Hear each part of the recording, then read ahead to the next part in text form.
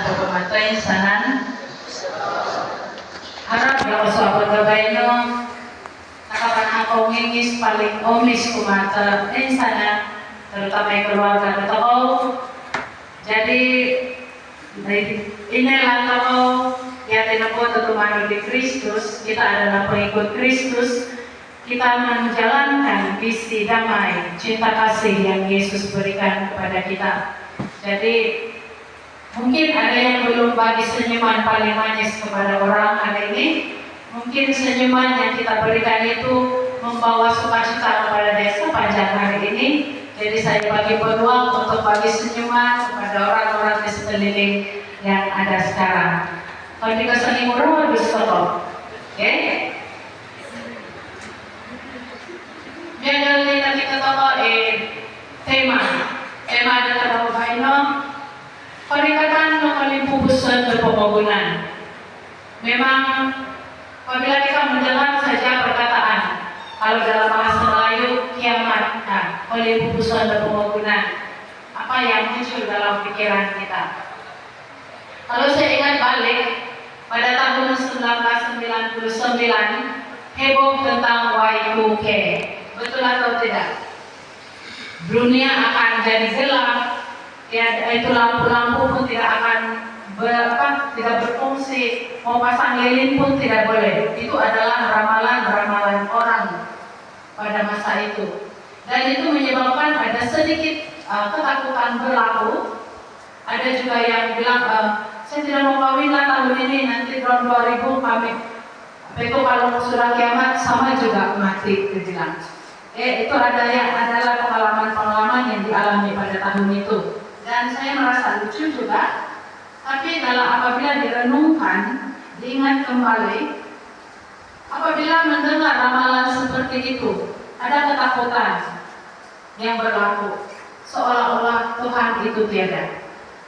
Tetapi jika kita hadapi dengan iman, harapan dan kasih, itu semua pasti akan berlalu. Sebab kalau kita macam sekarang, perang di sini sana berlaku, banyak bencana alam berlaku, mau dekat sudah itu banyak ramalan-ramalan yang diadakan. Jadi kalau kita turut merasakan ketakutan itu, iman kita sama Tuhan pun pandai hilang. Sebagai contoh, ada kultus ataupun kumpulan-kumpulan yang di luar ajaran agama. Mereka meramalkan tentang ini kiamat. Dan apabila mereka sudah hilang harapan untuk hidup lagi, mereka ambil keputusan untuk bunuh diri bersama-sama. Karena mereka terlalu percaya kepada ramalan-ramalan itu. Baiklah, jadi bila kiamat itu berlaku, jelas dinyatakan di dalam Injil, tiada siapa yang tahu. Malaikat, anak itu sendiri pun tidak tahu, hanya Bapa. Jadi di dalam Injil minggu ini, Tuhan mau kita berjaga-jaga, bukan saja pada hari ini. Pembacaan pada hari-hari sepanjang minggu ini sentiasa mengingatkan tentang berjaga-jaga, tentang hari akhir ini. Jadi semasa sekarang ini, apakah persiapan? Adakah saya sudah bersiap siaga untuk menghadapi hari itu? Hari kiamat itu tidak semestinya zaman kedatangan Yesus yang kedua kali, seperti yang kita dengar di sini. Bukan itu saja dimaksudkan, tetapi kita masing-masing ada hari terakhir kita ataupun hari kiamat kita, yaitu kematian kita. Kita tidak tahu bila kita mati. Mungkin sejak dari sekarang, esok, minggu depan, atau tahun depan, kita tidak tahu. Jadi bagaimana persiapan kita selama ini? Apa yang kita mau persiapkan? Jadi di sini ada 5 persiapan yang kita mungkin boleh gunakan untuk panduan kita semua. Mungkin ada lebih, tetapi ada 5 yang saya mau share-kan pada hari ini. Oke, yang pertama, iman yang teguh kepada Yesus Kristus. Adakah selama ini iman saya 100% sudah terhadap Yesus? Ataupun ketika saya menghadapi masalah, Apabila saya menghadapi penyakit yang tidak ada penyembuhnya, adakah saya mencari Tuhan lain? Adakah saya mendoakan Tuhan Yesus apabila menghadapi masalah-masalah dalam kehidupan?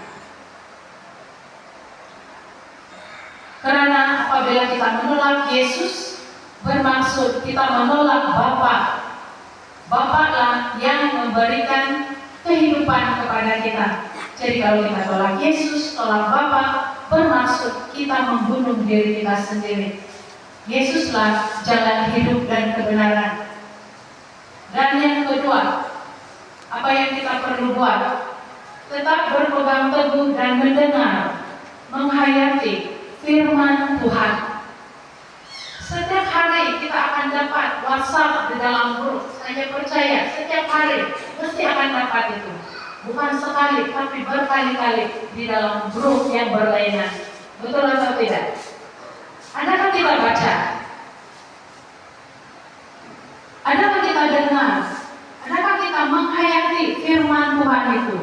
Ataupun sekadar post di status kemudian hilang begitu saja selepas 24 jam? Adakah kita mengamalkan firman Tuhan itu di dalam kehidupan kita seharian? Seperti Santo Hieronymus katakan, kalau kita tidak mengenal kitab suci, bermaksud kita tidak mengenal Yesus. Dan itu sebabnya kenapa kita perlu mendengar firman Tuhan setiap hari. Dengar, simpan di dalam hati, dan kita amalkan di dalam kehidupan seharian kita.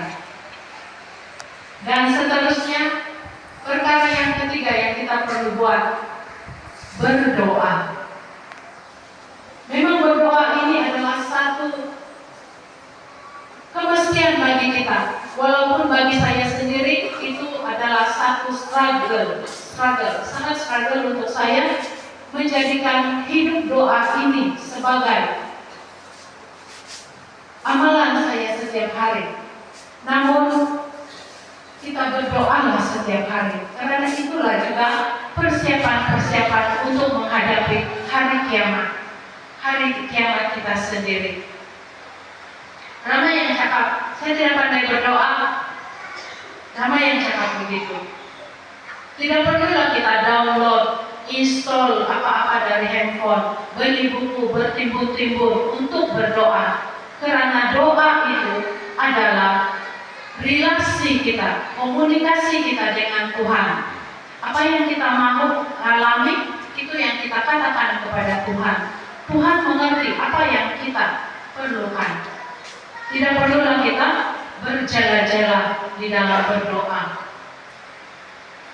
Dan tidak perlu juga itu berbunga-bunga itu doa. Cuma di dalam doa ini kita kena berdoa dengan cara yang betul. Mungkin selama ini saya sendiri juga berdoa dengan cara yang salah. Biasanya orang akan berdoa apabila meminta dan meminta. Sepatutnya kita berdoa, pertama sekali kita syukuri, kita bersyukur kepada Tuhan. Lepas itu kita memuji Tuhan. Jangan kita lupa puji Tuhan. Itu pun salah satu bentuk doa. Dan seterusnya kita memohon kepada Tuhan. Begitu juga dengan kita di dalam keluarga kita. Kalau kita tidak komunikasi yang baik, apa akan berlaku? Kalau kita diam sejak dalam hati, sejak kita mau cakap sesuatu kepada ahli keluarga kita, istri, suami, anak-anak, atau saudara mara. Tapi kalau kita tidak komunikasikan, kita tidak bercakap kepada dia tidak akan dapat. Jadi begitu juga kita dengan Tuhan. Persiapan kita untuk menghadapi hari kiamat ini, kita perlu berdoa. Dan seterusnya, perkara yang kita perlu lakukan, yang keempat adalah melayani. Setelah kita dibaptis, kita mendapat itu tugas, melayani sebagai imam, raja, dan juga nabi. Dan kita bersiap sedia untuk dipakai oleh Tuhan. Kita bersiap sedia untuk menjadi alatnya. Seperti sebelum Yesus naik ke surga, apa yang dia katakan? Jadikan semua bangsa muridku, baptislah dalam nama Bapa, Putra, dan Roh Kudus, dan ajarlah yang kuperintahkan kepada semua. Dan Yesus berjanji untuk menyertai kita sepanjang zaman, sampai akhir zaman. Jadi apabila disentuh tentang pelayanan, ramai yang ingat pelayanan gereja, pelayanan komite, pelayanan kerasulan. Tetapi siapa sebenarnya? Di mana sebenarnya kita perlu memulakan pelayanan kita? Kita perlu bermula melayani di dalam keluarga kita sendiri. Jangan kita 24 jam melayani di gereja, tetapi keluarga kita lupakan. Itu adalah satu pelayanan yang tidak seimbang. Jadi kita melakukan dengan pelayanan di dalam keluarga kita. Pelayanan yang kecil dengan contohnya berdoa bersama, menegur dengan cara yang baik. Itu adalah pelayanan. Tidak semestinya di gereja terus pergi ke gereja untuk melayani, tapi kita melakukan di dalam keluarga kita sendiri. Seterusnya, yang kelima, kita perlu menjaga kekudusan tubuh kita. Bagaimana kita mau menjaga kekudusan tubuh kita? Kita jaga perkataan, kita jaga ucapan kita, jaga perlakuan, dan jaga tubuh badan kita. Kita diberikan oleh Tuhan dengan tubuh badan yang sehat. Tetapi kalau kita tidak menjaga kesehatan badan kita yang Tuhan sudah anugerahkan kepada kita, adakah itu